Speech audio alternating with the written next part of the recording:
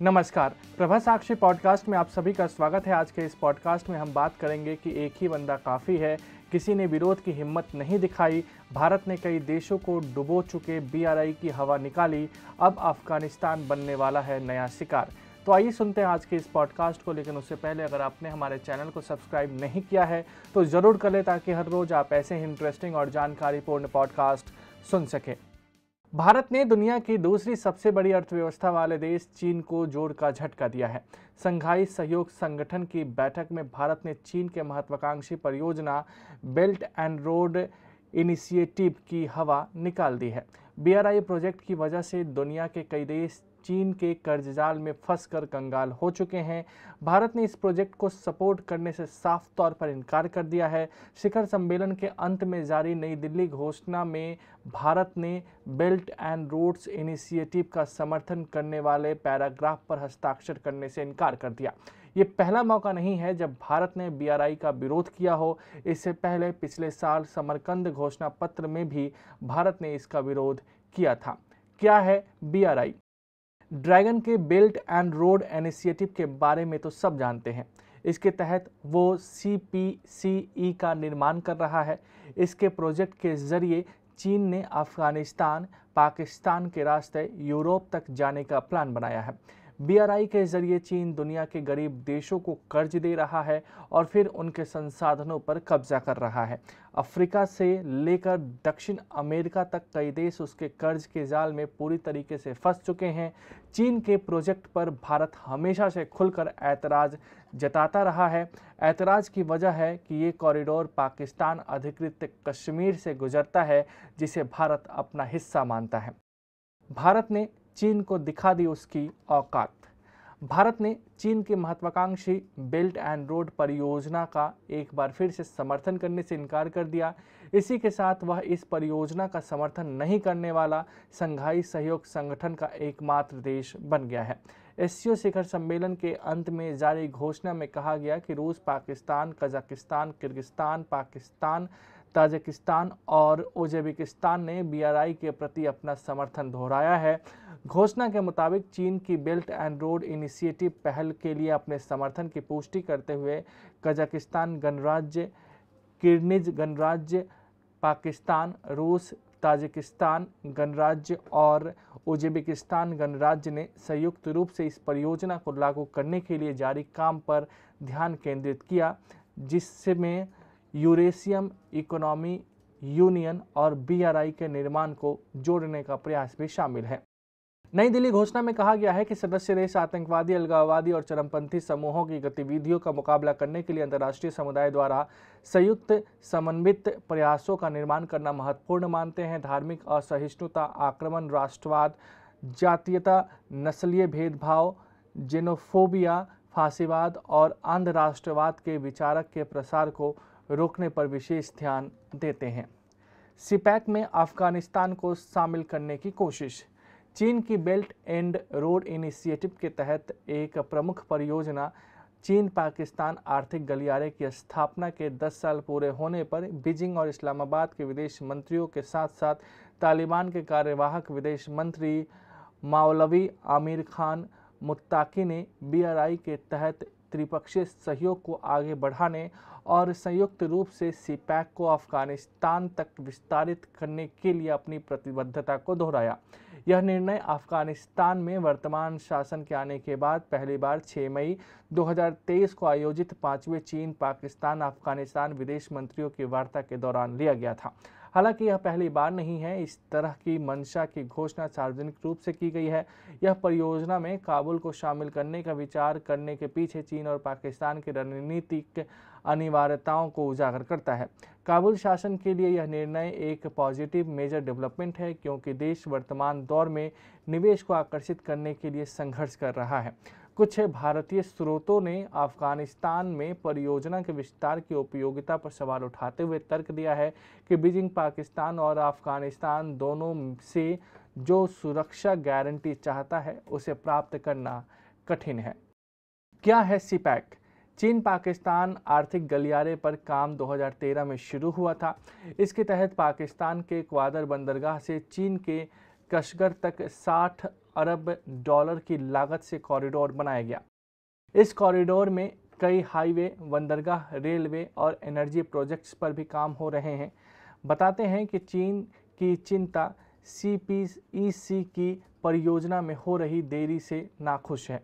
इस पर पीएम शहबाज ने कहा है कि कई नई समय सीमा में पूरा करने के लिए इसे प्राथमिकता दी जाएगी।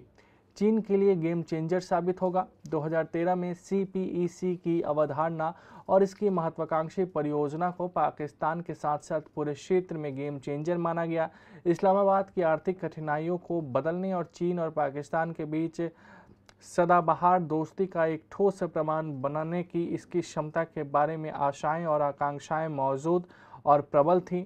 इस गलियारे का उद्देश्य पहले से मौजूद काराकोरम राजमार्ग का लाभ उठाना और इसके चारों ओर पाकिस्तान के कम विकसित क्षेत्रों में नए व्यापार मार्गों का निर्माण करना था, जो बदले में चीन के पश्चिमी उइघुर स्वायत्त क्षेत्र शिजियांग को बलूचिस्तान के अरब सागर तट से जोड़ता है। इसका उद्देश्य इस्लामाबाद के बुनियादी ढांचे की कमी को पूरा करना और औद्योगिक क्षेत्र स्थापित करना था। 10 साल बाद जबकि बीजिंग और इस्लामाबाद इस परियोजना को BRI का चमकदार उदाहरण बताते हैं, जमीनी हकीकत इससे पहले कभी इतनी गहरी नहीं थी।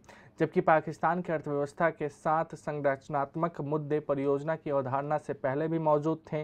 परियोजना की आर्थिक आवश्यकताओं ने इसकी कठिनाइयों को और बढ़ा दिया। देश का विदेशी मुद्रा भंडार घट गया है। सभी प्रांतों में समान विकास सुनिश्चित करने की बात तो दूर, इस परियोजना के कारण बलूचिस्तान प्रांत में आक्रोश फैल गया है और स्थानीय लोगों ने आर्थिक लाभांश से अपने बहिष्कार की निंदा की। कई अलगाववादी और आतंकवादी समूहों ने परियोजनाओं को सुरक्षित रखने वाले चीनी सामरिकों और पाकिस्तानी अर्धसैनिक सैनिकों को निशाना बनाया है। CPEC का अफगानिस्तान तक विस्तार क्यों चाहता है चीन? इन चिंताओं के बावजूद चीन और पाकिस्तान दोनों ने कम से कम 2017 से अफगानिस्तान को CPEC में शामिल करने पर चर्चा कर रहे हैं। जब तीन देशों के बीच त्रिपक्षीय प्रारूप पहली बार शुरू हुआ, तब काबुल में गनी सरकार गिरी और तालिबान ने सत्ता संभाली, तो पाकिस्तान ने CPEC को दोनों पक्षों के बीच आर्थिक बातचीत का एक प्रमुख माध्यम माना। 2022 में तत्कालीन चीनी विदेश मंत्री वांग यी के साथ अपनी पहली बैठक में मुक्ताकी ने काबुल को CPEC में शामिल करने की संभावना के बारे में ट्वीट किया था। यहाँ तक कि संयुक्त राज्य अमेरिका की सेना के अंततः अफगानिस्तान से हटने से पहले के महीनों में भी अफगानिस्तान में CPEC के विस्तार को पुनर्निर्माण प्रक्रिया में शांति और सहायता प्राप्त करने के साधन के रूप में देखा गया था। बदख्शा से शिनजियांग तक फैले संकीर्ण वखान गलियारे के माध्यम से अफगानिस्तान चीन के साथ 92 किलोमीटर लंबी सीमा साझा करता है, जबकि गलियारे के 3 दर्रे उनकी अनिश्चित भौगोलिक स्थिति के कारण लघु से मध्यम अवधि में अफगानिस्तान को BRI में सीधे शामिल करना असंभव है। मौजूदा काराकोरम राजमार्ग का विकास, जो पेशावर को काबुल से जोड़ने वाले खुंजराब दर्रे से होकर गुजरता है, काबुल को CPEC और अंततः चीन से जोड़ने के लिए एक व्यवहार्य मार्ग माना जाता है। चीन के जाल में फंसने को बेताब नजर आ रहा तालिबान। नकदी और प्रभाव की कमी से जूझ रहे तालिबान के लिए बुनियादी ढांचे में निवेश और अफगान अर्थव्यवस्था के पुनरुद्धार का मार्ग नजर आ रहा है।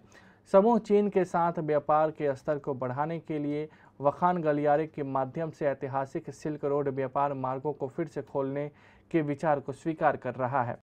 इसने चीन के दीर्घकालिक राजनीतिक समर्थन का सकारात्मक स्वागत किया है। उम्मीद है कि बीजिंग देश में अपना निवेश बढ़ाएगा। IEA के तहत विदेश मंत्रालय और Afghanistan chamber of commerce and investment दोनों मानते हैं कि गलियारे में देश को शामिल करने से इसे बहुत जरूरी निवेश मिलेगा और लौह और ऊर्जा उत्पादक क्षेत्रों को समर्थन मिलेगा। इसे काबुल को आत्मनिर्भर बनने और आर्थिक विकास के लिए दूसरों पर निर्भर न रहने में सक्षम बनाने के रूप में भी माना जा रहा है। लेकिन संभावित मार्गों में इन आकलन पर कई वर्षों से बहस चल रही है, लेकिन जमीनी स्तर पर ठोस प्रगति नहीं हुई है। पाकिस्तान में CPEC की वर्तमान स्थिति को देखते हुए स्थिति जन और व्यवहारिक समस्याओं के कारण निर्णय के जमीनी स्तर पर साकार होने की संभावना कम लगती है।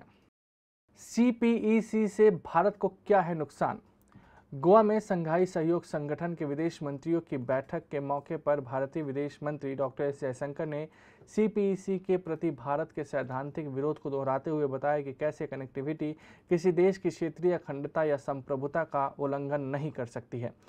सामान्य तौर पर CPEC का भारत का विरोध अफगानिस्तान में इसके विस्तार के बावजूद दो आधारों रणनीतिक और संप्रभुत्व पर आधारित है। रणनीतिक रूप से खुंजेरब दर्रा क्षेत्र में बढ़ती चीनी उपस्थिति से भारत की रणनीतिक जगह कम हो जाएगी, जबकि क्षेत्र और अधिक सुरक्षित हो जाएगा। CPEC पाकिस्तान के कब्जे वाले कश्मीर से ही होकर गुजरता है। यही वजह है कि भारत इस परियोजना को अवैध, नाजायज और अस्वीकार मानता है। पिछले कुछ वर्षों में भारत चीन संबंधों में तेजी से गिरावट आई है। अत्यधिक संदिग्ध संबंधों की पृष्ठभूमि में क्षेत्र में चीन की उपस्थिति बढ़ाने के लिए किसी भी प्रयास से भारत के माथे पर चिंता की लकीरें उत्पन्न हो जाती है। अमेरिका की वापसी के बाद तालिबान के साथ चीन की भागीदारी ने पहले की नई दिल्ली के कान खड़े कर दिए हैं, जहां उसने ऐतिहासिक रूप से एक महत्वपूर्ण भूमिका निभाई है। चीन की बढ़ती उपस्थिति से तालिबान शासन को आर्थिक रूप से लाभ होने की संभावना वास्तव में देश पर उनकी पकड़ को और मजबूत करेगी और भारत के लिए खतरे की धारणा को बढ़ाएगी। नई दिल्ली के लिए आर्थिक रूप से सशक्त पाकिस्तान, जो चीन केंद्रित भू अर्थशास्त्र स्थान के साथ अधिक गहराई से एकीकृत है, भी अच्छी खबर नहीं है। लेकिन BRI का विरोध करने की भारत की रणनीति ने क्षेत्रीय बुनियादी ढांचे के विकास को आकार देने की इसकी क्षमता को सीमित कर दिया है। इसकी कनेक्ट सेंट्रल एशिया नीति कोई बड़ा लाभ हासिल करने में विफल रही है, जबकि चीन धीरे धीरे मध्य एशियाई गणराज्यों में अपना विस्तार कर रहा है। आगे की राह। तालिबान के शासन प्रणाली पर कुछ मतभेद बीजिंग और काबुल के बीच मौजूद है। सीधी उड़ानें फिर से शुरू होने और चीन द्वारा अफगान नागरिकों के लिए वीज़ा पर प्रतिबंध हटाने के साथ दोनों पक्षों ने संबंधों को बेहतर करने की दिशा में कदम बढ़ाना शुरू कर दिया है। इसके बावजूद अगर CPEC को अफगानिस्तान तक बढ़ाया जाता है तो चीन के लिए कोई वास्तविक ठोस आर्थिक लाभ देखना अभी भी मुश्किल है। लेकिन इन आर्थिक लाभों की कमी ही यह दर्शाती है कि बीजिंग के लिए रणनीतिक अनिवार्यताएं कितनी महत्वपूर्ण हैं। पाकिस्तान के लिए अफगानिस्तान आर्थिक कनेक्टिविटी के लिए एक क्षेत्रीय सौदा बन सकता है। आज के लिए इतना ही। अगले पॉडकास्ट में किसी और मुद्दे पर देंगे विस्तृत जानकारी। जुड़े रहिए प्रभा साक्षी के साथ।